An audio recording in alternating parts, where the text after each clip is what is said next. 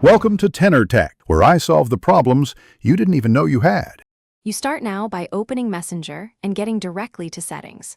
Once the app is updated, tap your profile icon at the top left or right. Then go into Notifications and Sounds or App Settings so you can access call-specific controls.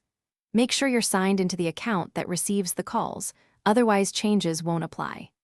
This immediate entry into call notification controls gets you to the first actionable options without extra setup. Now proceed to disable call alerts and related permissions. Once in Notifications and Sounds, find toggles for call and video call notifications and switch them off so incoming calls no longer alert you. Make sure to also disable sound and vibration for calls so they are silent. Next, go to your phone's app permissions and revoke microphone access if you want to prevent an app calling entirely. Alternatively, block specific contacts to stop only certain callers. These steps stop alerts and the ability to be called while preserving other messaging functions. Finish by confirming the toggles are off and then force close and reopen Messenger to apply changes. If unwanted calls continue, block persistent callers or enable your phone's Do Not Disturb to silence all incoming app calls.